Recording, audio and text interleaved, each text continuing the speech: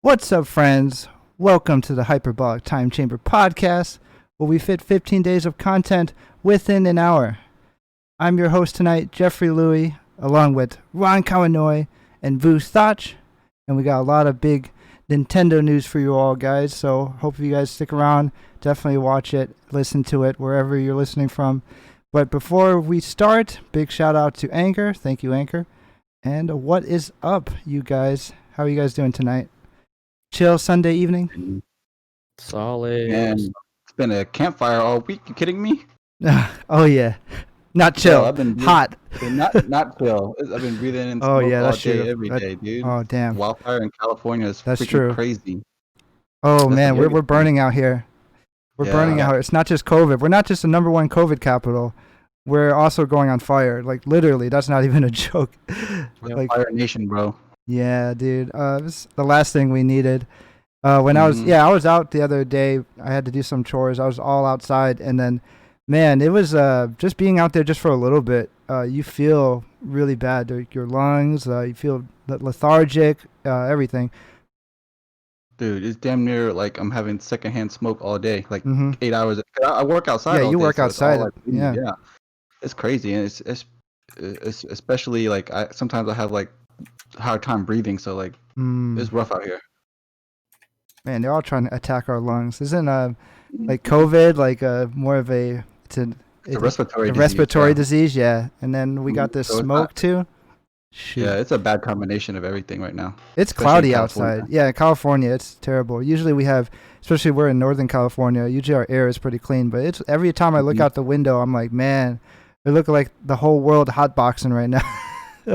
Yeah, for real. Exactly. Whole world smoking up, man. So hopefully everything turns out well. It seems like the air quality is getting a little bit better day by day, and the firefighters are trying the best they can.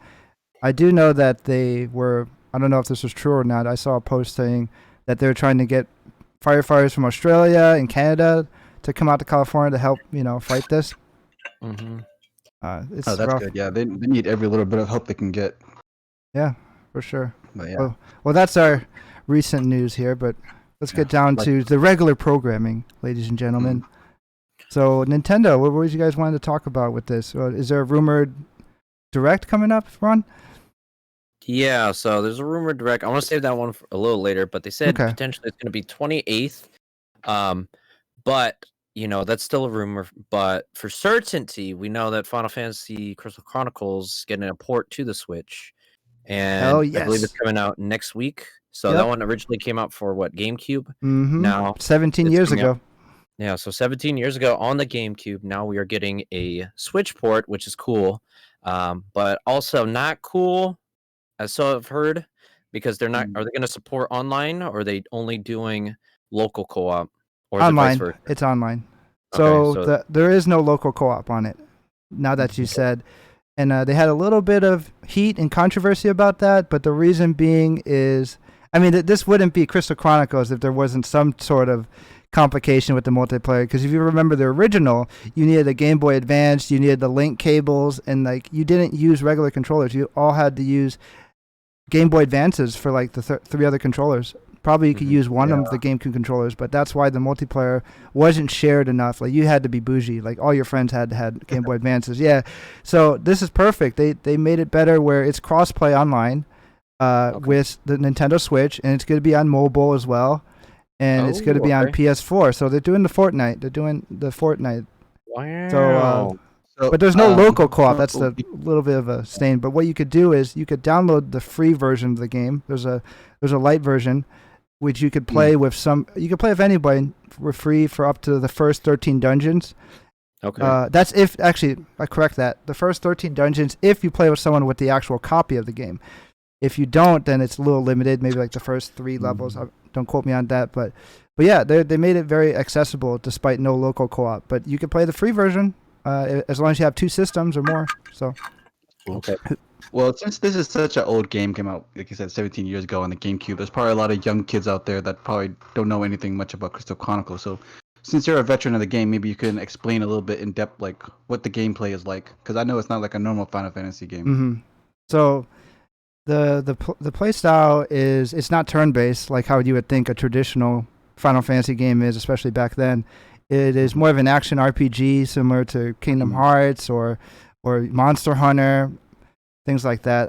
What the premise is that, which is kind of funny. We talked about bad air quality, right? We opened it up. You are fighting against a world where you're trying to collect certain elements to, let's say, feed the crystal, because the crystal is protecting everyone from this miasma in the world. So the world is polluted. So you have this crystal that's protecting you from the pollution.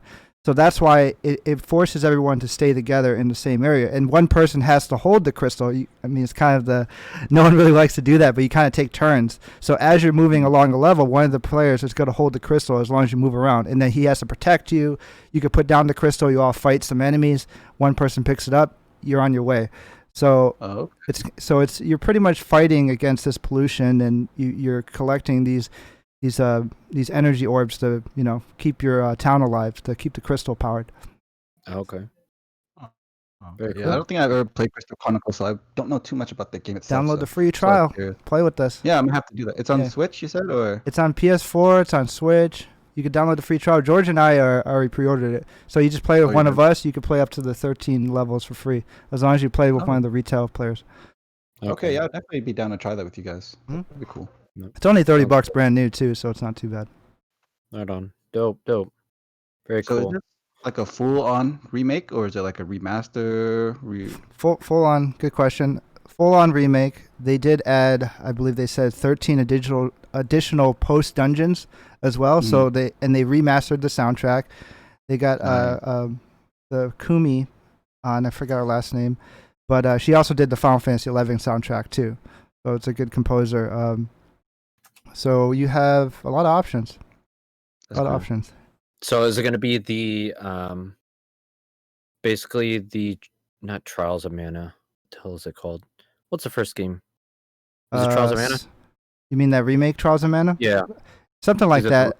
So it's going to be a full Trials of Mana was way more fully remake. No, not quite to that extent. Graphics wise, they look pretty much mostly the same, more like up-res, but they did add more content, so post-game content. So once you beat the game, they have like 13 additional dungeons where you could keep playing them over and over. Then you could get the better gear, collect the better gear, and also they have some DLC where you could purchase certain skins per se. There are actually different characters from other Crystal Chronicles series, and then you could buy them to play them in this version of the game. Oh, okay. That's pretty much it, yeah. So nothing pay to win. It's just cosmetic, which is cool. You play as your favorite character from another Crystal Chronicle game, the newer ones, which I haven't played, but I know they made like a couple others. There we go. Right on. Nice. Awesome. Very cool. But yeah. So speaking of like retro stuff, Final Fantasy, very, very retro franchise, and it's on its, I don't know, technically its 15th iteration. Things like that, 30 plus years. 30 plus years. Yeah. It's got started way back. What I think it was 80 something, 80. I think late 80s, mid 80s, mid to late 80s, early 90s, and it got started on the Nintendo. And so the cool part about that is Netflix just came out with a documentary highlighting basically the origins of the gaming industry. And if you haven't watched it, it's a Netflix documentary called High School. A bunch of us have been watching it, and we've gotten up to, I think, a couple episodes in. I finished it. Very good documentary. These two guys, they've gotten a couple episodes in. But basically, it explores from the video game industry from the beginning. So if you like documentaries, definitely recommend checking it out. But we're going to go into a little bit of spoilers. It came out on the 19th, I believe. It's like six episodes, about 45 minutes each. But it's very, very cool. It's not really newer information. It's information that has been out there for a while, but it's retold in a more narrative kind of sense, which is super cool. And it's very streamlined. And they basically start from the early 70s and 80s and progress all the way up until technically now present time. So it's very cool. But I've seen it. What are you guys' thoughts? You guys are on first couple episodes. What do you guys think so far about it? Go ahead. I like it so far. It's I like it so far. Like compared to most of the gaming documentaries that I've seen, the most gaming documentaries, like you said, are kind of they reiterate the same kind of things over and over, and there are some parts that they are bringing back up. Only so much history that you can tell, but I like the way they tell it in a kind of a unique way. Like it's not all the same like other documentaries. Like in the very first episode, they were talking about the Japanese dude that created what was that game? The Space Invader game. Mm-hmm. That's where it pretty much started the arcade scene. Yeah, the arcade scene in Japan, and a lot of things they were talking about, I had no idea, like about the corn shortages, the fact that Space Invader is based off of what was that? Surprises. The other game, that Pong game. What is it called? Pong? No, it's not Pong. But it's like Pong. The game where you bounce it off the wall and then the things disappear. Defender or I don't remember. Something like that. But yeah, I like the way that they told different stories about different people in in a different kind of way. Mm-hmm. I agree. Mm-hmm. Did you? What was your favorite part in that first episode? Would you say, like besides like the one you just mentioned? I don't know. That's probably my favorite part. Is just learning about different things that I haven't learned about, like the. Just the surprises. Okay, I thought there was more. Surprise, because like most documentaries, they didn't go that in depth into the certain things that they were talking about. Mm-hmm. That's true. They tried to. Like I learned quite a few things. Like I don't know so much about. Like I didn't grow up in that age. I'm not. Well, that's Generation X, right? Pretty much. So, pretty much what I learned.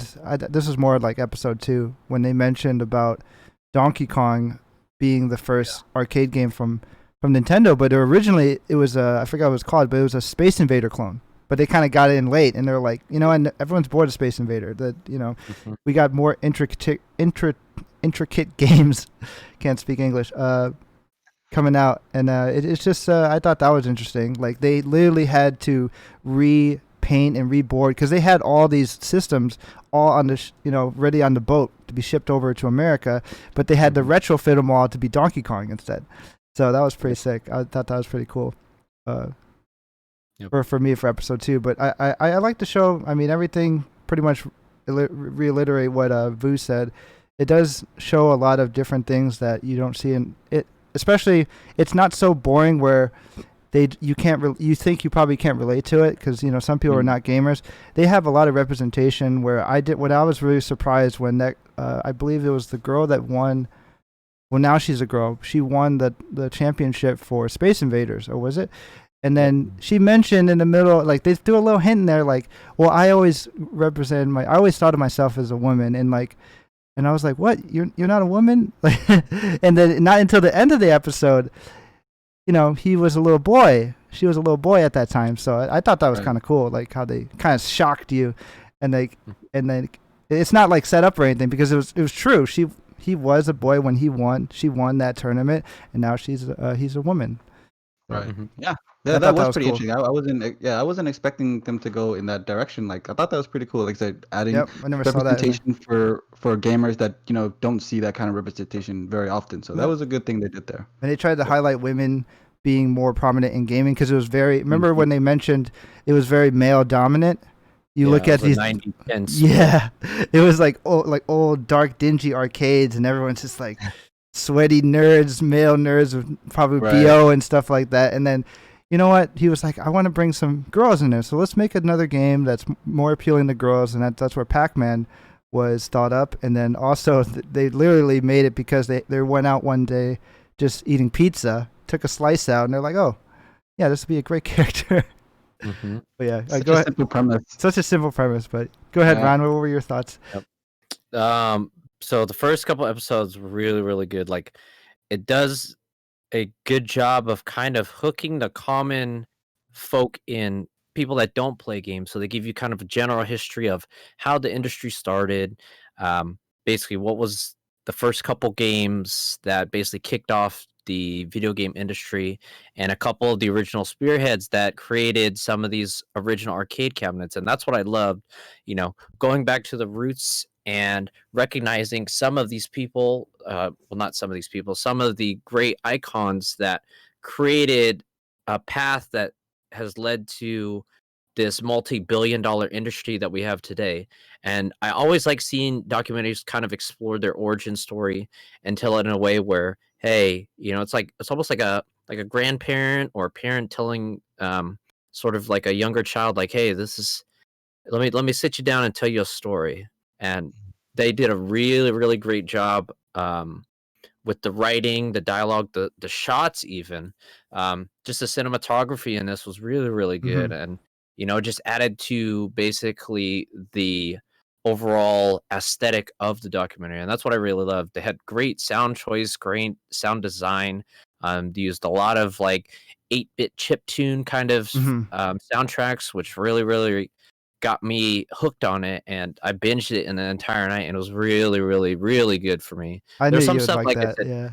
there's some stuff that I didn't know, and some stuff later on that they talk about that is not really common knowledge, but I'm glad that they put it in there because, like you guys said, representation, that's the big thing that everybody's pushing for today, and it's good to see, sometimes stuff that we learned growing up or when we were younger, potentially was wrong, and now they're kind of going back and correcting that and giving us the right information.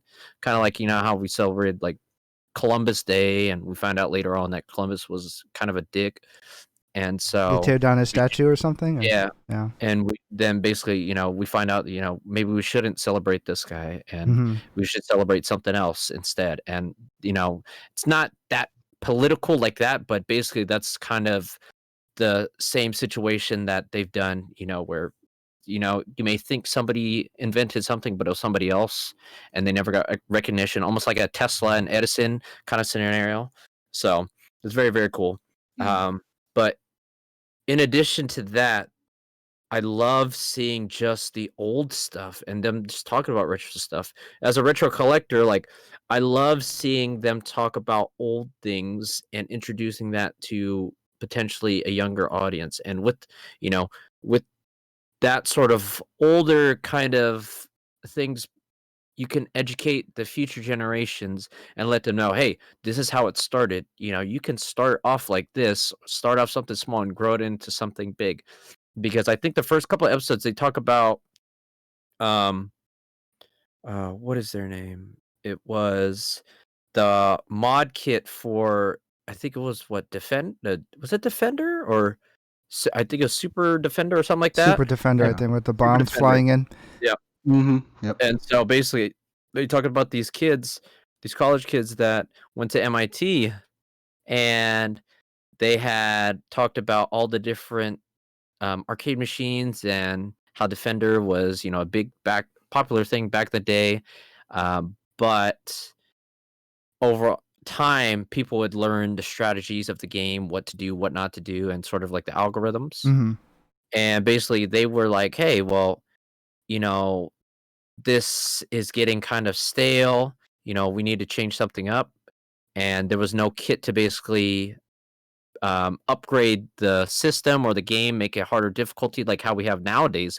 So they were like the pioneers. They went out and actually created like a secondary mod kit essentially to software toughen update up the game. in a way. Yeah, it was one of the first software updates that basically added DLC to the actual base game, and they were kind of the pioneers of that, and that was very cool to see. The first modders. So nowadays you have PC mods, and then I mean, you're probably gonna get to that part, but pretty much that battle between Atari too, and companies sometimes not liking you in their games, but then you might get hired on. I mean, go ahead, Ron. I'm pretty sure you're probably getting to that. Yeah, but basically these same MIT kids, they were like, hey, they bought a cabinet for their dorm room, and they would just get almost like $200 each week in quarters, because back in the day there wasn't free play. You basically put a quarter in, and that's how you would play. But basically this machine would make them $200 a week, and that's not bad for a college kid going to MIT back in the day. $200 goes a long stretch. But basically they started investing in more machines, blah, blah, blah, things like that. But then they see this decline because people start figuring out, oh, okay, cool, this is how you beat the game. And so people would beat it faster. There'd be less money into these machines. And so they were like, hey, we got to do something about this. Our business is dwindling. So they were the first to basically add a software update to the game. So they modded their own levels into the game. I called it Super Defender. and they got in a major lawsuit with Atari, and I'll just leave it at that because it's a very interesting story on how they were kind of taking on a big giant as just college kids against Atari, which at the time was almost 100% of the market share. But definitely check it out. I'll leave it at that because it's worth watching for sure if you're a fan of the video game industry. Yeah. And that was just episode 1. I mean, and yeah. I mean, let's talk a little bit about at least episode 2, maybe a little bit on 3, because Vu, you've seen part 2, right? Yeah, I didn't see the whole thing. I kind of fell asleep. Oh, it's my Nintendo. So since the Nintendo part, I kind of fell asleep gonna like talk halfway about- through. But Oh, okay. Well, it's nothing too surprising, but let's try to see what happened at the beginning of the episode. Pretty much, it was Nintendo trying to get into the gaming scene. They already showed about the background of Nintendo. If you didn't know already, Nintendo's been around for like well over 100 years at this point. And also, they were originally a card company. It was Hanafudo cards, right? And that was what they were known for, but they wanted to get into gaming now. So I love hotels. They yeah. And now we know Nintendo with they're in toys and everything now. So family friendly brand. Family friendly. They weren't so family friendly back then. Apparently, I think they made some adult stuff at the time. But hey, when you're a 100-year-old company, you probably tried everything.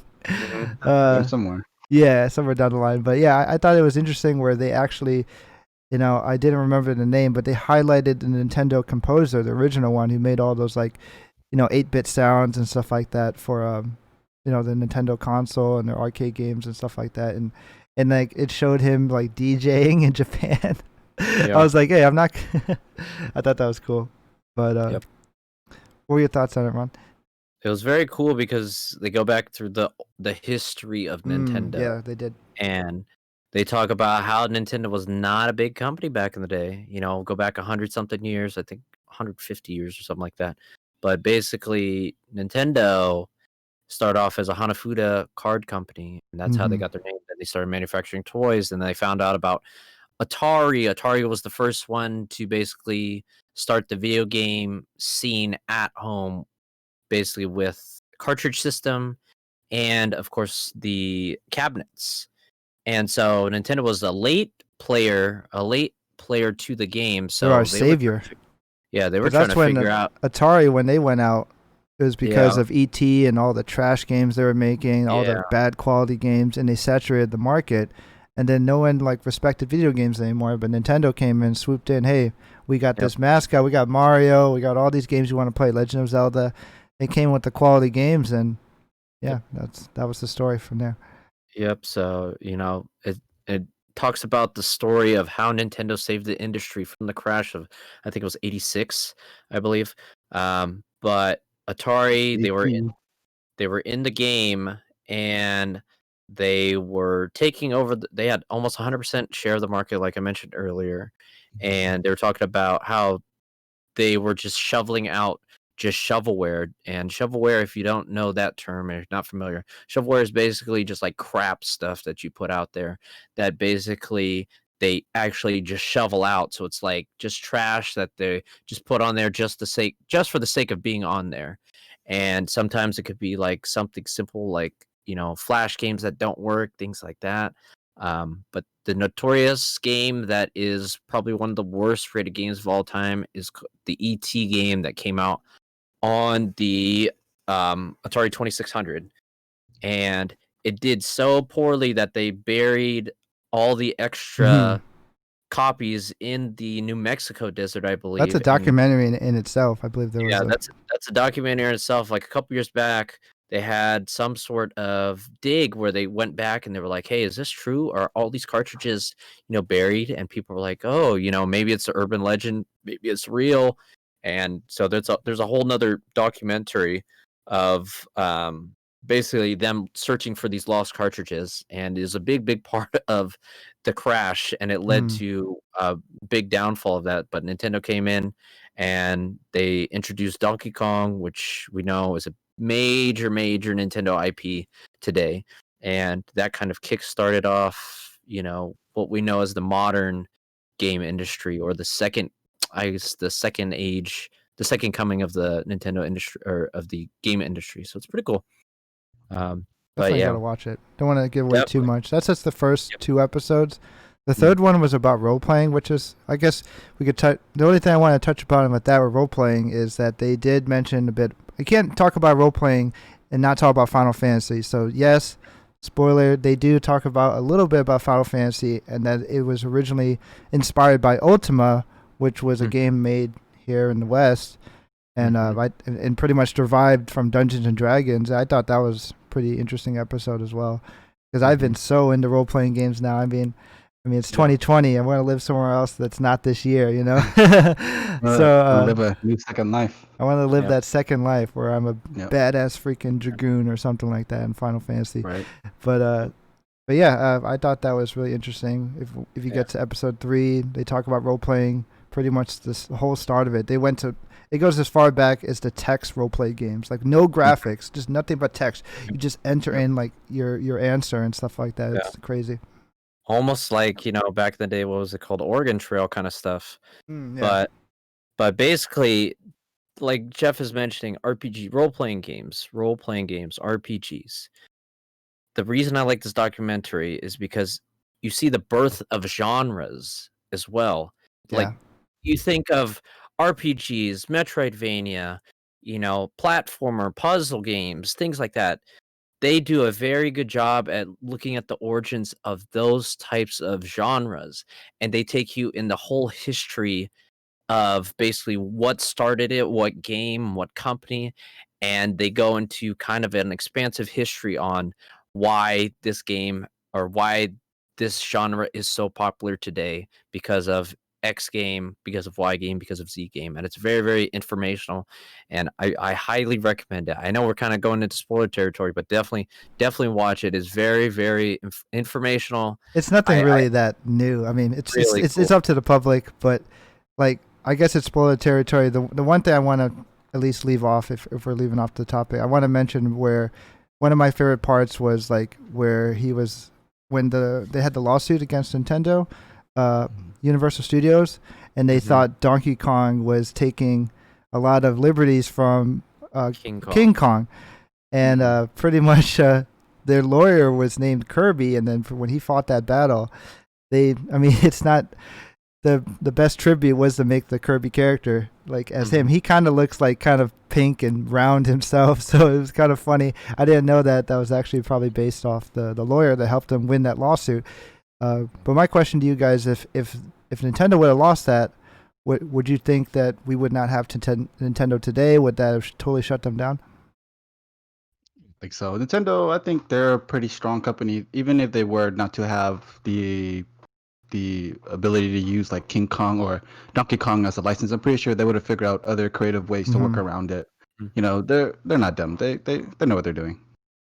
They probably would have not be as popular as they are today. That would have been a big loss.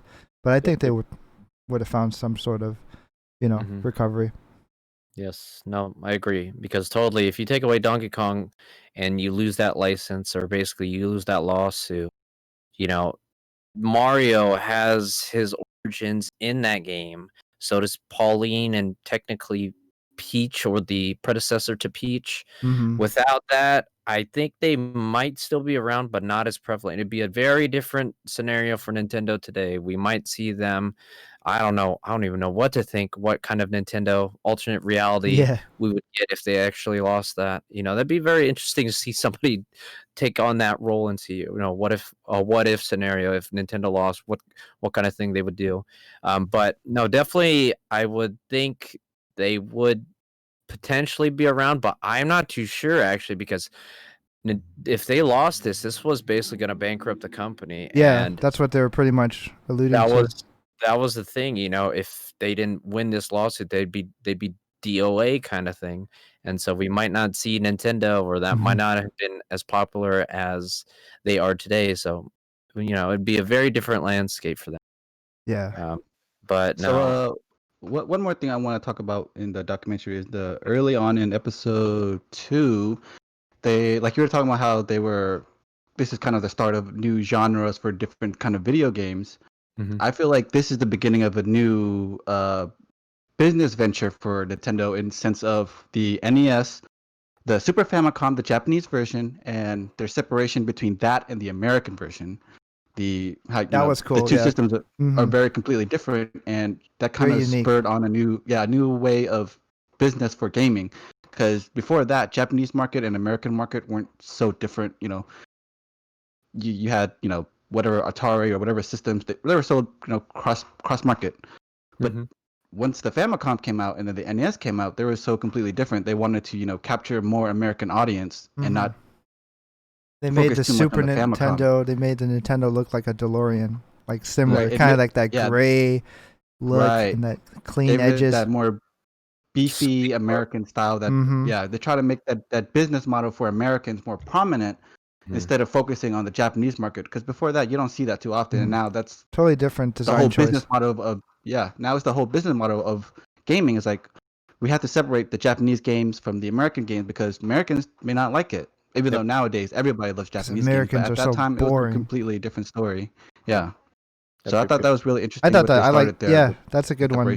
That's a good one, Vu, because I like the original Famicom. If you don't know, listeners, the original Famicom is literally a weird kind of burgundy red and it looked cool. Gray.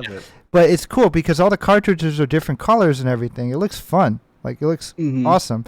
But we look at the American version of the Nintendo, it's gray, it's bulky, it's way bigger. It's like pretty much popping in like a cassette tape. It's like a VCR, a giant VCR with the lid on top. And it's okay. It's cool. I think the Super Nintendo looked a bit better, but I liked the Super Nintendo, the Japanese version, better. It was more colorful. That was Nintendo. But I think here in America at that time, like the whole aesthetics of American style was bigger is better, so that's what the Japanese people thought of, but Americans liked because you'll obviously look at the Super Famicom. It's tiny. It's very slim, tiny. You fit it in any little spaces. Not a big deal. Where it's the exact opposite. Conservative country, right? You said before, like. Yep. Yeah, it's a good one. What about you, Ron? Any thoughts on that? Yeah, so basically they allude into some of that with the marketing. The lady that was the head of marketing for Nintendo of America, and they were talking about how she would fly back and the design of it, things like that. But like you alluded to earlier, they wanted the Nintendo in America to look like a DeLorean rather than like sort of a station wagon. They wanted it sleek, more stylish, and the Famicom didn't really sell that type of image, or at least to the head of marketing. I forget her name, but she was just like, no, I don't think this would resonate with American audiences. And luckily, she knew what she was talking about, and it ended up doing well because I think back in the day, if it was those kind of colors, people would be like, no, it's too funky, girly, too childish. It's too colorful. And what Americans like was plain, when you look at suits back in the day, there was no colorful suits.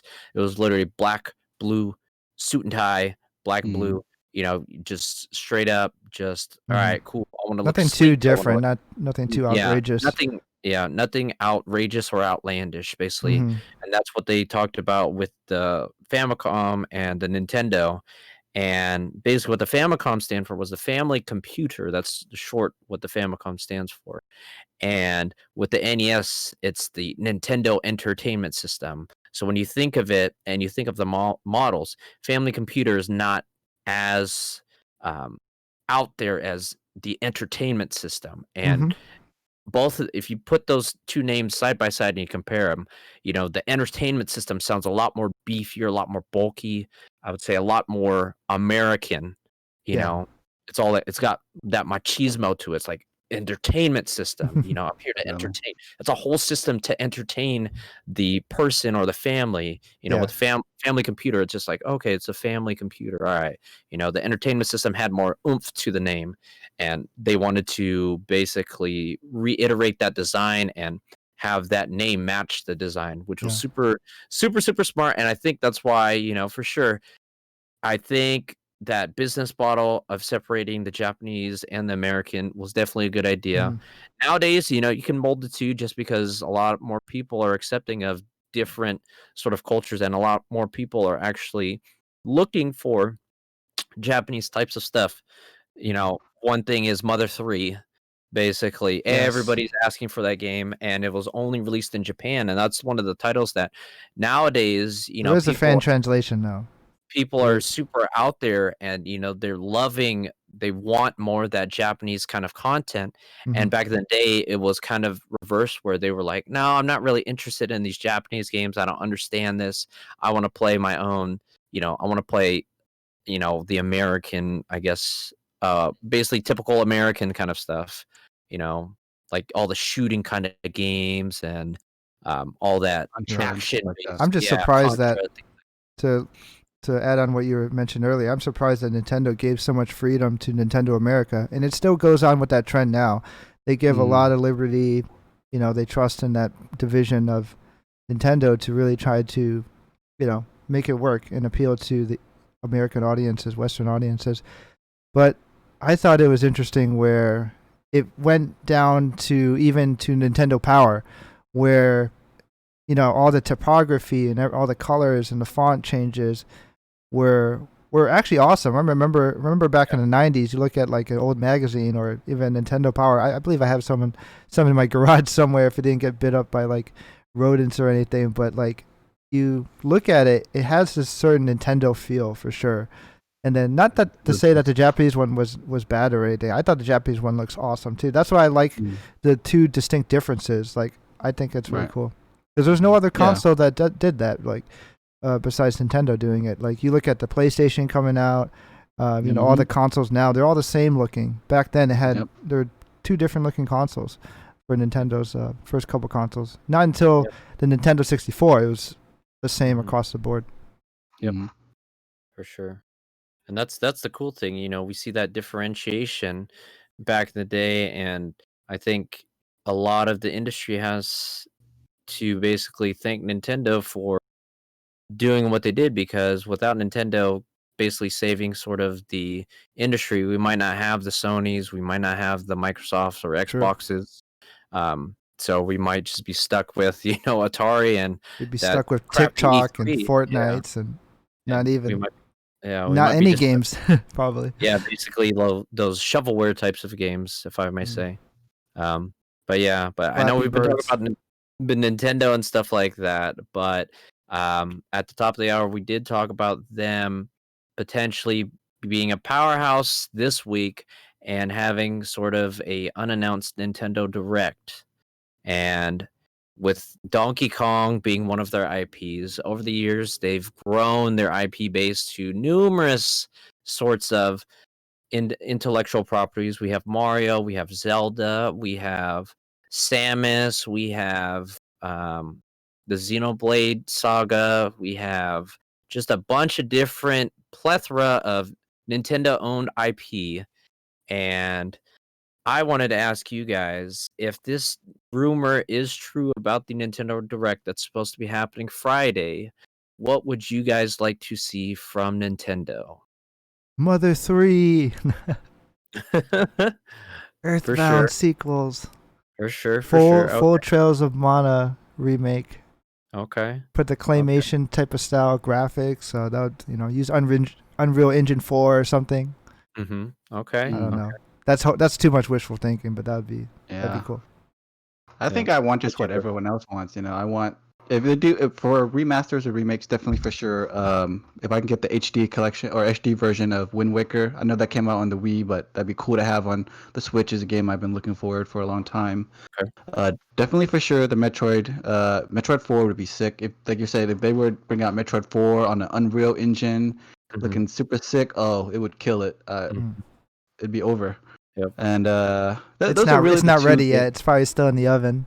Delayed. Probably. Using that. They announced that game how long ago now?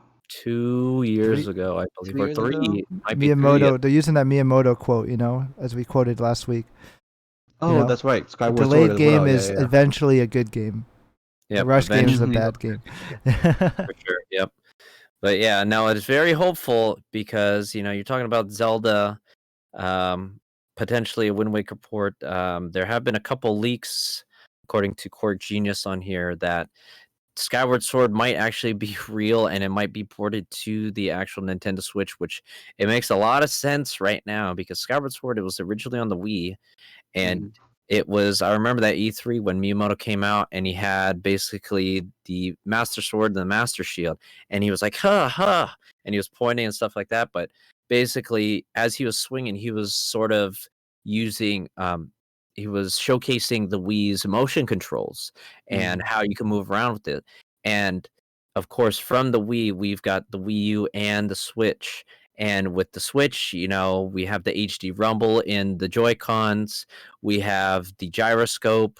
We have all that sort of technology that was introduced to us in the world in the Wii remote now into our Joy-Cons, which is super cool. And I think personally that the Skyward Sword port would make sense because we've already seen Ocarina, we've seen Majora's Mask, we've seen Wind Waker twice already, we've seen Twilight Princess twice, but I think Skyward Sword, it's the next one in line for a remake or HD port on the new consoles because we've already seen the other ones in the past. I think it's time. It's a perfect time because you can showcase off the motion controls and the power of the Joy-Cons, and hopefully you can get a little bit more accuracy with Skyward Sword, on the Switch. It's gonna drift. You're gonna have that drift. Yeah, I already have that crap.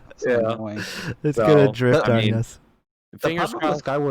The problem with Skyward Sword is that it didn't sell that well, and a lot of people critically didn't seem like they didn't. It gave me like arthritis, dude. Like, I'm swinging my arm all the time. Yeah, but half of that is the fault of the Wii, though, because this motion. It wasn't accurate. Like you were saying, wasn't very accurate. So coming on the Switch with the better technology, it might actually make the game, tenfold better or something. Yeah, exactly. Yeah, I'm thinking it's hopefully be more accurate because when I played it, I loved it at first, but then that wears off over time because you start to see the inaccuracies of the Wiimote and the limitations of the console because I have to repeat certain things, and you have to be pretty precise when you're fighting these guys because they block your attacks all the time. So you have to swipe a certain way, and when it doesn't read correctly, it's like very frustrating, and you can't play for too long of many hours because you start to get a little tired. Your arms start to get a little sore, but otherwise it was a great game. They put a lot of effort to it. It was very ambitious, and I enjoyed it. I didn't finish it. I want to get back to maybe finishing one of these days, but I got at least like 20 plus hours in there, and pretty much at least more than halfway.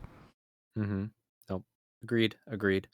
Yeah, and hopefully technology nowadays will make it a little bit more accurate. I think honestly, I think it'd be the perfect release for the Switch right now because after playing Mario Party, like Super Mario Party, when the one game that sticks out to me that you have to be very accurate is the sizzle one where you're sizzling the steak. There's a cube of steak that has 6 sides, and basically you have to tilt the controller using the gyroscope and basically use the motion controls in there to flip the steak on each side and basically sear each side of the steak and cook it to perfection. And if you over rotate or if you throw it too hard, that basically you'll see the cube of steak just flip around and you'll probably land on the same side that you've already seared. What game was that?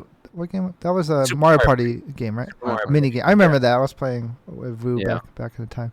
But that one literally, that if they can get that kind of accuracy on the Joy-Cons, oh man, I hope that Skyward Sword will have that much more accuracy in this Switch port if it turns out to be true. In addition to that, I would also like them to basically throw in traditional controls, just in case you have like arthritis or something like that, or you can't swing the motion controls around too much. Hopefully they give that game the option to have traditional. That would be hard. They would have to pretty much redesign the game because that game is very, very based off like swinging a certain way. Yeah. I don't know if they could do that, but if they redesigned the game where they almost have 2 different versions where you could actually play it, if possible, with the controller, then that'd be good. I'd love to be able to turn it off and turn it on, or give players the option. Like Court Genius said, hopefully they can put in the traditional controls, because I would think it would not only sell better, but you'd have more of a sort of return, and you'd have 2 different play styles for people to play through. And I think giving the players that option to play how they want to play, that's a big thing on Nintendo's sort of push for the Switch. If you want to play on the go, you can play on the go. If you want to play at home, you can play at home. Give the players the option. You want to play in the bathroom? You can play in the bathroom. Exactly. Not in the shower, though. It's not waterproof yet. Maybe the next Switch. Yeah. That's one of the things that I hope Nintendo does. If this turns out to be true, for sure, please do that. Give players the option to play with motion controls or not. I mean, we've seen some sort of change in certain games that have come out recently. Look at one that was a Wii U game, and basically you had to use the touchpad to basically swipe, draw different lines, things like that. But now without the Wii U gamepad, I know they've changed up that game a little bit to work on the Switch, and that was the hardest thing that they had to conquer for Platinum games. And so it's not out of the realm of possibilities. And Platinum Games being a third-party developer, they've developed for PS4, Xbox, and of course Switch. It's not out of the realm, I don't think, for Nintendo to do that, especially with the first-party Nintendo Zelda game. So that'll be cool.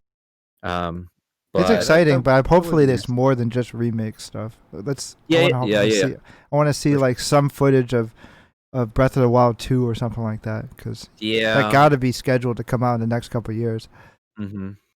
For sure. I'm gonna be honest with you. I can kind of care less for Breath of the Wild 2 because I didn't really like the first one. So that's one game I don't. That's blasphemy, Boo. You got to give it another chance. Bro, I played like 30 hours of that game. It was boring the whole time. You didn't like it? Really? Oh, man. Wow. Yeah. Very, very bold. What didn't you like about it? It was boring. It was like, dude, I hate weapon degradation. I hate the fact when you climb, it rains. It's like every time I want to climb, it rains, and I just slip everywhere. I hate that. I think the enemies are super basic. There's not a large variety. I do like the shrines. That's cool puzzles, but I want dungeons. That was the main thing about me. Is like I agree with that. Like dungeons and weapon degradation. You gotta fix that. Right. My favorite thing about Zelda growing up playing on the Game Boy, on the Nintendo, whatever system, was going through the dungeons and experiencing the puzzles and doing how each dungeon was unique to each other. Which to me, the shrines were all kind of the same with slightly variations on the shrines weren't puzzles, that great. So, they weren't. They're okay. And the beasts, kind of the same problem with the beasts too. Like they were kind of dungeons, but they were really just bigger shrine puzzles. Okay. So I just got kind of bored of the same repetitiveness of it. So okay, that's a fair argument. Yeah, I agree with the weapon degradation. And like the shrines could have been better. For me, I think if you didn't fall in love with the open worldness of the game, then you're probably not gonna like it, because really it's kind of shallow. Right. Besides that, I think the greatest strength of that game is because it was so much freedom. You see that mountain right there, you could climb it, you could fly over there, or things like that. The paraglider is so freaking awesome. It's so liberating to be like there was almost no limit. Everything you look at, you could climb pretty much, and that's what I loved about it, because it's not so grounded like the original Zeldas were. And hopefully going forward, more of the Zeldas. For me, I like the Breath of the Wild feel because it had so much freedom. And I normally don't like open world games, so. Yeah, with Breath of the Wild 2, if they do add, like I'm fine with open worldness. I'm fine with that. Where there's linear open world, I'm fine with that. But it's just I hope that they are able to add more dungeons and just more creativity into the game. And I think I like it a lot more. Like I'm fine with open world and all that, but like more the traditional. I'm just missing some of the traditions of Zelda that's not in it. True, for sure. They took a lot of liberties. They gambled on it. Took a lot of Western philosophy of gaming. They made it more like a Skyrim light. Right. But other than that, I think they should. I agree with that. I thought the dungeons were a little lackluster here and there. They weren't all hits, but it was pretty solid overall. Yep. No, I totally agree. I will counter both your guys' points. Agree with Jeff on some, agree with Vu on some, but kind of overall counterproductive. This game, like Breath of the Wild, it was incredible because it had that freedom, like Jeff said and he mentioned. the ability to look at a mountain and go climb it. Okay, no other game basically has given you that kind of possibility as of right now. And as far as creative wise, I think this game was probably one of the most creative kind of Zelda games out there as of right now, because with all the different powers and abilities, things like that, there's just so much things that players were putting out there and doing that developers didn't even know. Like, you seen all these stasis hacks where basically people are chaining stuff up, freezing time, hitting a stasis, and they're just constantly doing stuff, and then you see them fly across the map. Like, the ability, the freedom to do that and give the player that sort of thing, that's the creative part I think about Breath of the Wild. With the weapon degradation, I do agree on that, because if you haven't played that game, like, the Master Sword is the ability for that is it's degradable. You can literally break the Master Sword. I'm like, the Master Sword is the Master Sword. It's the Master Sword. Like, it doesn't break, but it gets weakened or something. Yeah. It's weakened, and it's just like, no, it's the Master Sword. I don't know how many times kind of breaks the lore a little bit. It's the it's the freaking Master Sword. How is the Master Sword? And the DLC, you can make it perfect form, and it won't get degraded. I think that's the way they filled it up. Yeah. Yeah, but with the creativity, like the way that people sort of kind of put two and two together with the different abilities and the different combinations. Like, I remember seeing back in the early days where literally people were launching themselves using stasis and bombs and things like that, and it was just incredible to see that kind of stuff. And another thing was like Super Mario Odyssey. They also gave you a different way to play. They let you play however you wanted to. It's not as open as, of course, Breath of the Wild, but I've seen so many crazy people do like super triple jumps that, are sort of basically in the game, but, you have to be mastery and you have to know the timing of the different skills and whatnot. And there's even parts of the game where they reward the player for being super creative and using these types of extreme ability enhancements, I guess I'll call it.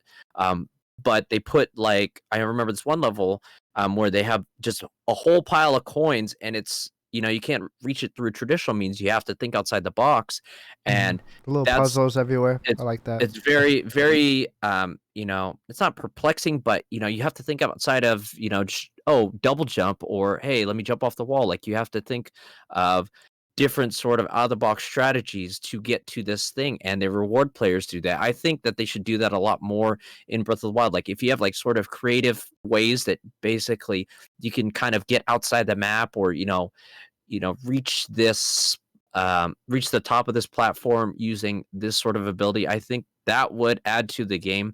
But I will agree with you on the dungeons, Vu. I would hope, honestly, if you have shrines and stuff in there, I would honestly love to see sort of a Soul Calibur 2 kind of dungeon system, where basically you go in and it turns into sort of like a Link's Awakening, or sort of a original Zelda dungeon, where you basically going through like a dungeon crawl in the shrines. Maybe not have as many shrines, but have more of these shrines have more quality than quantity. Make them look more unique, because they all look the same. Yeah, that's all I didn't like. Aesthetic wise, they all look the same. But I guess because they did add like 100 or 80 different versions, so they made like a big dungeon to split them all over the world to encourage you to explore, which is fine. I don't think they have to change too much. It's just make probably the shrines, or it'll be probably something different in like the sequel. Probably nothing to do with the shrines, but certain dungeons. I think the shrines should be still there, but like when they make the actual main story dungeons, make them a little bit more unique, because before it was just like certain these like little robotic, like you like on robotic elephant or something like that. They're based off like the animals. The beast. Which was a good theme. Yeah. But I agree with what we were saying, Ron, like the way the positives with, let's say, Breath of the Wild. But I've noticed the trend when you were talking about Mario Odyssey as well. Nintendo is going toward more that instant gratification design, like how you were saying you want to make the games more accessible. It's not just Nintendo doing it; it's everyone, right? So, do you think I want to, like, it might be we're running out of time here, but I want to ask you guys though, like between how, let's say you play an old game, you remember how hard they were. You had to like pretty much keep playing it over and over. You keep dying. You would have, it's like a Dark Souls. Every game was a Dark Souls back then, right? So you would have to start over from the beginning. There was very limited checkpoints, and just that satisfaction, that delayed gratification when you actually get over the hump, you get good, and then you have that different feeling of satisfaction. Where nowadays games are very like snappy. It's very like in your face. Like when you look at Mario Odyssey or Breath of the Wild, you remember you have a lot of things. It's like a collectathon. Remember in the original N64 Mario, getting stars was like pretty hard to get. Like it took some skill, it took some, brain power a little bit to kind of find them. Where if you look at the equivalent Mario Odyssey, skipping forward, in 2016, a lot of it's just like, it was kind of annoying to find the moons so quickly. The moons were the equivalent of the stars in Mario 64, and you would find that literally everywhere. You'll find like 40 of them in one area, and like the original had only like 100. It just throw it at you because they want to keep your attention. Same thing with the little Dekus that you find out throughout the world in like Breath of the Wild. So just kind of like thinking like, do you guys prefer that style, or do you guys still like the delayed gratification because it's just more rewarding, an old kind of gameplay style? Well, I think with Breath of the Wild, the Dekus were, like you said earlier, it was a reward for exploring. Like they wanted you to explore. That was the base of the game. They wanted you to explore basically Hyrule and all of its glory. Like they didn't work on this game not for you to only mainline. Because they know a lot of kids don't got an attention span for it anymore. Yep. We got fast phones, fast everything. We get delivered food. Yeah. Yep. But that's the thing I think they did right was the game, the Breath of the Wild game. It was meant for an open world exploration. It wasn't basically a dungeon crawler, and that's why some people loved it, some people hated it, and that's the reward. You go out there and you explore and you find these little treasures, these hidden Easter eggs, things like that. I think it wouldn't with Breath of the Wild. That added to the overall sort of aesthetic to the game, and it helped it out a lot more because you have this sort of game that is not a traditional Zelda. It has the Zelda characters in there, and it has the Zelda lore, but it's not a traditional Zelda dungeon crawler type of game. So if they were to make it, they would have to make it in a way where they would go all out or don't do it all out kind of thing. And I think that's the kind of scenario that they were in. If they were going to make an open world Zelda game, you're going to take the best of the best open world types of concepts and implement it in this game. And with the ability to just see something and be able to climb it, that was a plus for them. Open world games traditionally have side quests and collectibles that you go out into the world and you find. That's the Koroks, that's the shrines, that's the weapons, that's the beasts and stuff like that. All the best parts of sort of open world genre, and they would put their spin onto it. And that's why I think it succeeded in the way that it did, because if they were to keep it if they were to cut back on that sort of stuff, it would feel even emptier than potentially having more. So I think in this sense, having the quantity of the Koroks and the quantity of hidden weapons that you were able to find, things like that, it encourages the player to explore more.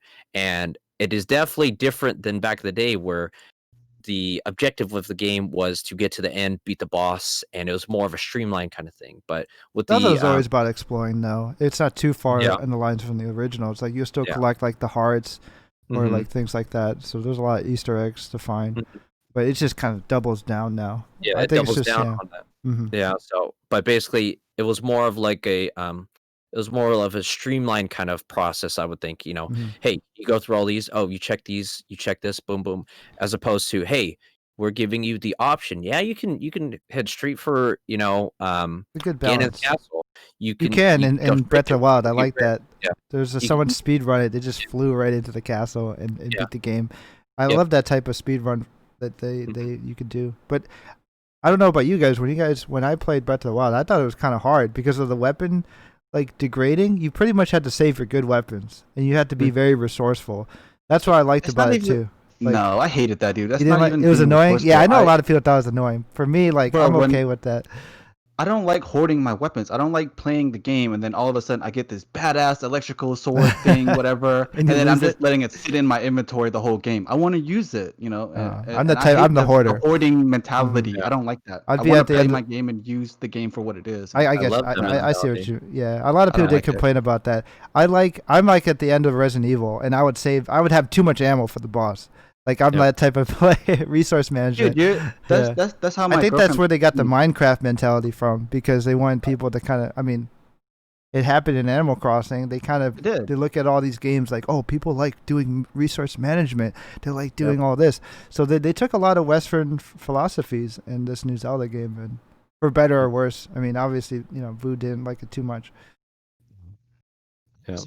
I was gonna love the game from all the reviews, all the videos. I was like, "Oh, this game's gonna be sick! I'm so excited." My girlfriend even bought it for me, like as a gift, because I was so excited for it.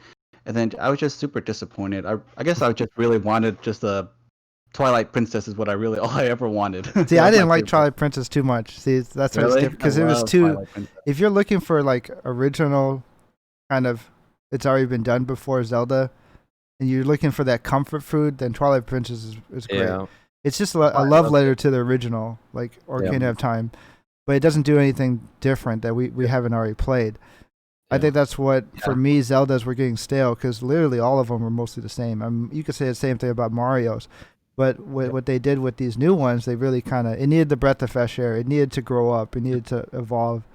Not to say I don't like the originals, because when they did Link's Awakening's remake, and it was mostly the same besides like a graphical overhaul and a few little new additions, I enjoyed that too. Like, that's why I wanted to ask you guys about old gaming style and new gaming style. Do you guys prefer both, or they have a purpose, or do you think that these developers are like catering too much to like the new audience? Yeah. I mean, they both have their ups and downs. It just depends on what your playstyle is. If you're somebody who are more hardcore and you want that challenge, then you can play a game like Dark Souls and you can get that experience. But if you're somebody that doesn't have the time, that wants that quick gratification, there's it just all depends on who you are. I think they both have a place. Yeah. Right, and I think the game industry knows that. Like, they know that if you want to have a game that's quick gratification, you're gonna put it on the mobile, and you can make tons of money on it. The debate between hardcore and casual, because these game developers, they want to appeal to mass market, make more money, make it more accessible, make it more like feed you all the content, handhold you through the game. And like the hardcore gamers are like, you know what, that's cool when I just want to mind-numbingly play the game after like a hard day's work. I get that. But when you want something more like a little bit more stimulating, like a little bit more in-depth, and like more of a delayed gratification, it's definitely a different feeling. But those old games took a lot of time, though. I get it, because not many people have much time in the day now. They're probably working a lot. But I could say maybe if you're stuck in quarantine, you would have more time. But nowadays, like, everyone is like, stretched for time, because everything is fighting for your attention. Yep, and that's the thing. To talk about that point, instant gratification versus delayed gratification. I think back in the day, Quirk Genius brings up a huge point that I agree with. Back in the day, you were limited on technology. You were limited on what you can do in these sorts of games.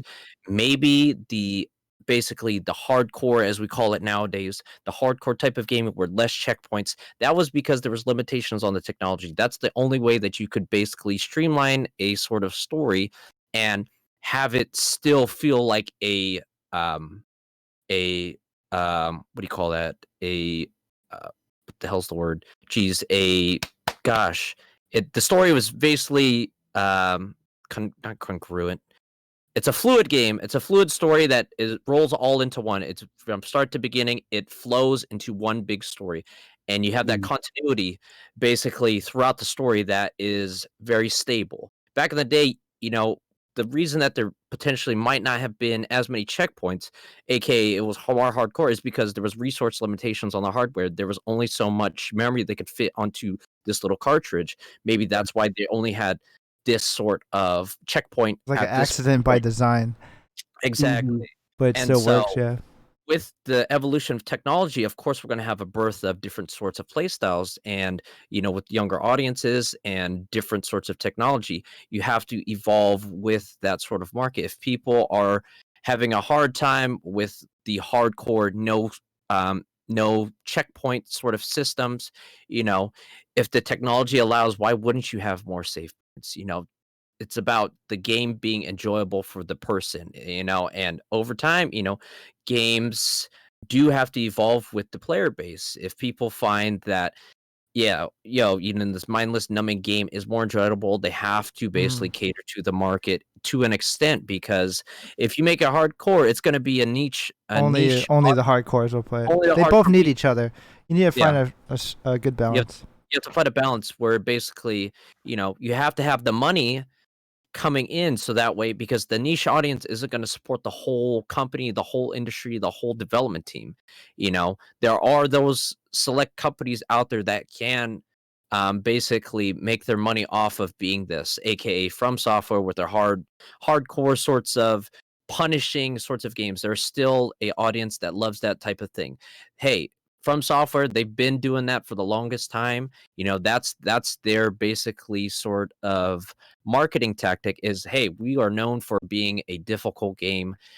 If you've grown up playing old school Mega Man with no save points, and basically if you died, you were on one life, you have to start over from the beginning. Yeah. It is literally, resource sort of management, or basically sort of like, hey, you have to be careful on how you play, because there's a very punishing kind of aspect to the game. If you die, you have to start over again, as opposed to with hand-holding games nowadays, where it's like, more of not as hardcore, where you have multiple checkpoints, you're very user-friendly. Oh, hey, Little Big Planet, hey, okay, you died, you don't worry about it, you can start over from this checkpoint again. Okay, all right, awesome.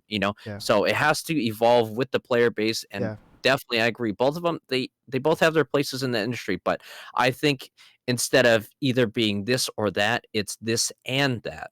Because back in the day, you could have been limited to, just because there was limitation on the hardware, like I've mentioned earlier. You had these sorts of games that came out because of these limitations. Now that technology has progressed, you have the ability to make games differently, to make it a little bit friendlier, user friendly, things like that. And I think that's the whole thing about the accessibility is. I think it's getting a little too easy, though. Sorry to interrupt. I think sometimes when they get too much, where the game is almost playing itself. When you make a fighting game, let's say like the Naruto, the anime games, the fighting games that only have one button nowadays, that's the attack button. You don't have to worry about another button. And then you look at Street Fighter, which they still kind of keep their roots. You look at the combos that you have to learn and master, and you got to do this motion or whatever. I have my arcade stick there, but you have to do a lot of different combinations. And then the reason why you're a big Evo fan, fighting Evo fan, so that. The pretty much that the possibilities, how open the game is, how skill based that game is, it's crazy. It's you could spend thousands of hours and you still would not master it. That's why fighting games are so unique. But when you have fighting games like a Smash Brothers or those anime fighting games that only have, not saying they don't have their place, but let's just make sure that these hardcore games still have a place, because I feel like you're seeing less and less of them. I mean, you look at From Software, they're not even making any Dark Souls anymore. I mean, they did make Sekiro, but and they're still trying to, make those challenging games. But then I don't see any other studios dare to really do that, because they want to be more accessible. Yeah, and that's the thing. I mean, with these studios, if their sales pitch is literally, we're the hardest game, all right, you have a niche audience, you'll have those dedicated players that buy that sort of game. Not to knock, you'll have those studios that work on that sort of game for the longest time. And sometimes if it's not broke, don't fix it. They just keep exactly going, And you have these studios that, hey, they started off like this, but they've made it over time become more accessible. Hey, I don't knock those people that try to do something different. If it works and there's more of a market, you lead. The bigger picture is you lead to somebody basically picking up the control. Oh, this game looks cool. Let me try it out. Oh, okay, awesome. It's about acquiring that new player base. Like I mentioned, there's the niche audience that will totally love your game. Niche audiences do not basically fund your company as much as an open player base. You have to make it accessible to a certain point. Like I said, there are those that thrive on the niche player base, like From Software. with Fall their Guys is title. very neat. I mean, kind of niche, but it appeals to anyone. Like Fall Yeah. Guys, that's why it's so popular. Like, there's no really skill gap to it. Yeah. As much. Like Yeah. compared to like a Rocket League, you could tell between a bad Rocket League player and a good Rocket League player. And that game is still open-ended enough for a casual person to have fun. But Fall Guys, a little bit. Yeah. I'm sure there's a ceiling, but anyone can pretty much have fun with it. It's mostly like luck. Yeah, and that's the thing. Games are about having fun, and so if you can still thrive off of making your money off of one type of player, awesome. Perfect. Sekiro, Dark Souls, Demon Souls, they're getting a remake now. Literally, you're catering to that sort of audience, but that audience is not enough to support a whole entire sort of business choice. It's a business choice. Fall Guys, look at the player base. You give more accessibility to basically it's a shotgun approach. You basically provide more of an incentive to the casual player. Look at how many people are playing it. Look how many people are talking about Fall Guys. Look at the types of people that are getting into Fall Guys. If I think, both games, they're not bad. Both can coexist. Sekiro, you have your hardcore player base that loves hardcore. Okay, that's fine. You go play your super hardcore games. If you're a Fall Guys, you're a casual player. You love just jumping in, jumping out, not taking things too seriously. Fall Guys is very casual, which is what's great about it, though, too. I think they have their place. And then I think your comparison with Naruto and the Street Fighter, I agree with the countless hours spent on the skill gap. That's where we see those legendary Bloodborne, Sekiro sort of Demon and Dark Souls runs where these dudes are basically playing on guitars and doing a no-hit run. That's where we see that Dark Souls with a DDR pad. Yes, we see that dedication. We see that sort of thing. And I'm all for it. If you can challenge yourself in that kind of realm, all right, awesome. You see a Fall Guys player, it's you're playing super, super casually, that's fine too. I think with it, we're too stuck in the mindset of you have to be hardcore or, not hardcore. There's room for everybody, and that's the thing. I think the inclusion, there's room for both. I like both. I'll be casual. If I want a casual experience, I'll play Fall Guys or yeah, that's true. Because you do have to have that balance, that yin yang mentality. Even in the video game world, everybody can be a gamer. Like your grandma could be a gamer, and she's playing, whatever mobile game. It doesn't matter anymore nowadays whether things are easy or hard. If it's you have so many choices now. I think it's for the better compared to the past. The past, pretty much every game was a hard game. Honestly, even if they designed it to be easy, it was it was too much hardcore. It needed to evolve, like Ron said. Yeah. And I think in a way that kind of killed, like how you guys were talking about the documentary and they were talking about the game crashes. Like not only were the games bad, but they were also really hard to play. So I think that kind of worked into the crash of the games back then. And I think it's better now. You have so many choices. You have so many different options. Yes, thank you, RJ. Linear. When I was going like this, it's linear storyline. Jeez, I like linear storylines too. Some people don't like. Yeah, but that's the thing. You give the players the option to choose whether or not they want to play a hardcore game, they want to play more casually. Even in Sekiro, they give you an option on what difficulty you want to. You want to play in easy mode, you want to play in the hardcore mode. Okay, cool. I think they updated it later. They put an easier mode. Easy, super easy mode. Like literally, you have that sort of. I love that you have that sort of choice. Back in the day, like I said, with those linear sorts of stories, the older hardcore games, you only had one difficulty. All right, it's either you beat the game or you don't beat the game. All right, cool. Now you have more technology that allows the player more options. You can play it more casually. You can play it more hardcore. And there's, like I said, there's room for both to grow. And that's what I like. I hate that argument where, if you play mobile games, you're not hardcore. Maybe people don't have time. Maybe they have a family. Maybe they only have X amount of hours that they can dedicate to gaming. Let them play with the 2 hours on how they want to play. That's a cool part. And honestly, I think that is the beauty of games. You can play however you want to play. And with all the sorts of ever-growing technology and the new technology, I think that sort of basically choice or the choices that are available are going to become even more diverse. We might even see more hardcore games in a different sort of sense. We might see more casual games come out. Looking at the industry right now, it's kind of leaning towards the more of casual base, but casual then for again, sure. They want the next Fortnite, they want the next Fall Guys. we can see, you're talking about Fall Guys being a casual. We can maybe see it potentially, Fall Guys as an esport where you talk about Street Fighter and Rocket League, how one game you dedicate so many hours and you still haven't reached that perfection. You still see that sort of skill gap in between. Fall Guys just came out probably 2 or 3 weeks ago, and now we've only seen just the iceberg of it. We haven't seen what potentially, with all these balances and stuff, potentially we might see a hardcore player that has a strat down that lets them win every single round every single time, or there's a certain... It might just be one meta strat though. So I hate when competitive games are like that, where it doesn't have enough balance, where it's just that one strategy is good. Like so we might really see in Fall Guys though, because that game is so random. That game is so... all the maps and everything are so random. Like it's kind of hard to find a single strat that can get you through. Yeah, like I'm sure there probably is, but then how many different ways could you approach that? The gameplay is pretty limited. Yeah, that's the thing with Rocket League. How many different ways can you approach hitting the ball over and over again? Rocket League's crazy. No, you can't really say that too much of Rocket League, because you see the pro players on there. They do some crazy stuff. The way they pretty much articulate the ball's anticipation, and then they use their amount of boost. They're literally like flying. I don't know how they do it. It's like it takes a lot of precision.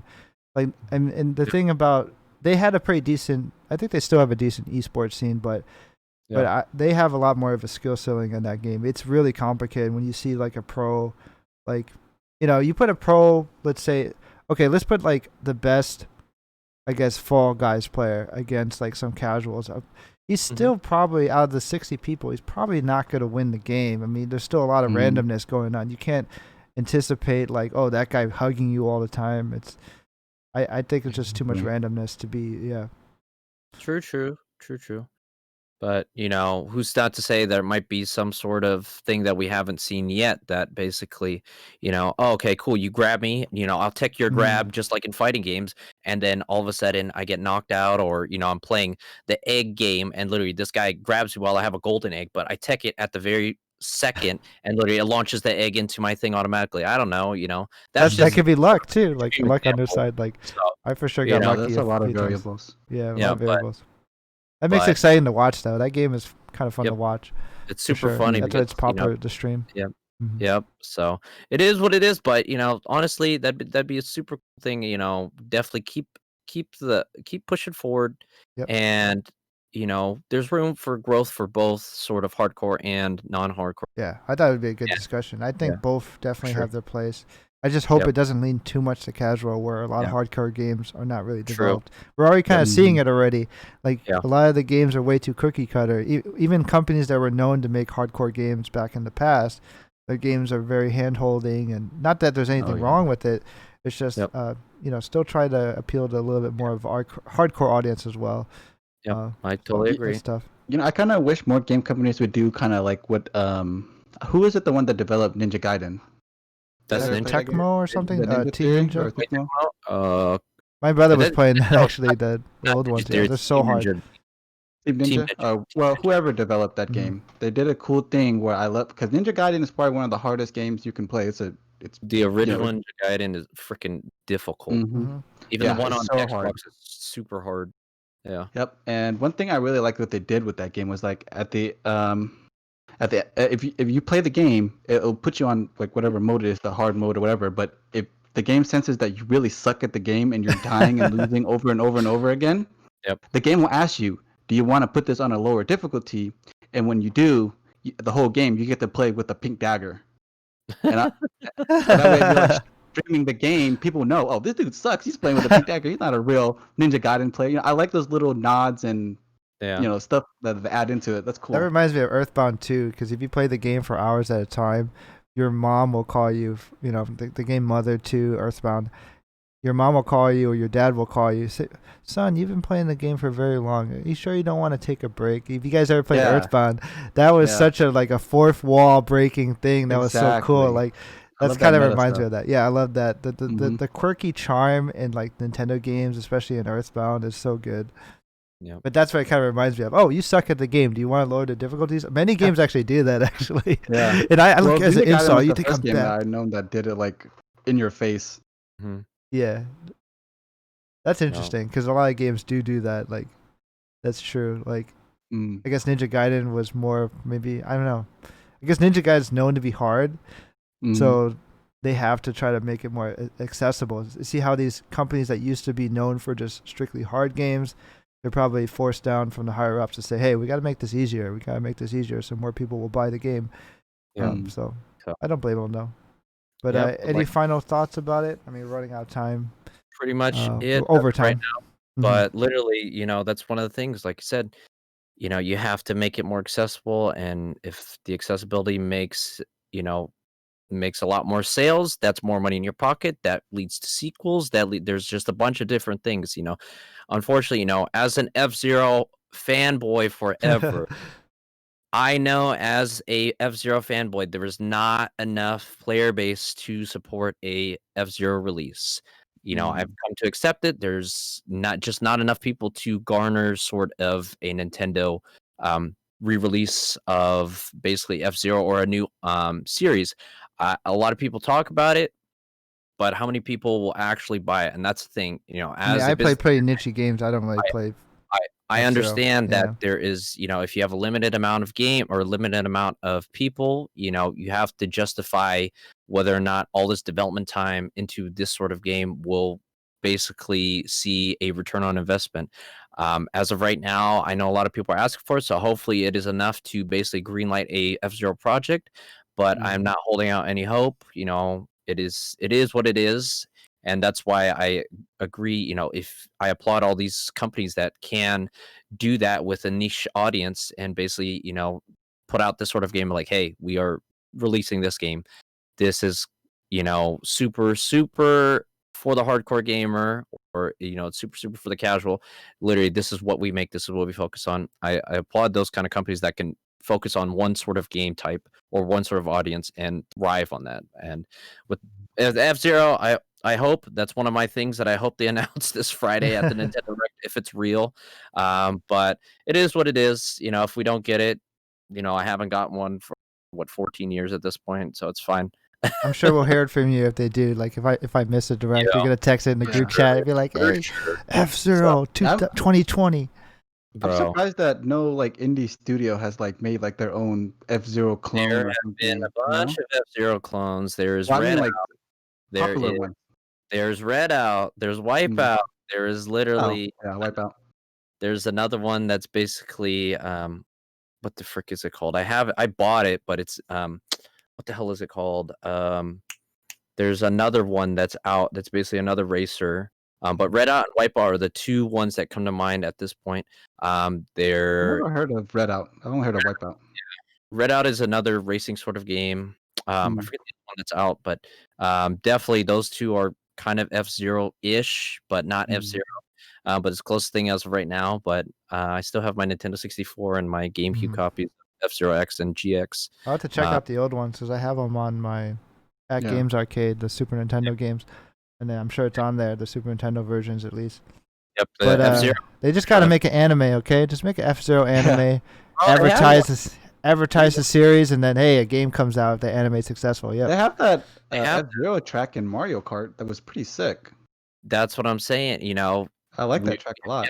We have enough player base to garner a sort of track in Mario Kart. I'd love to see a full-fledged game. That's cool with me.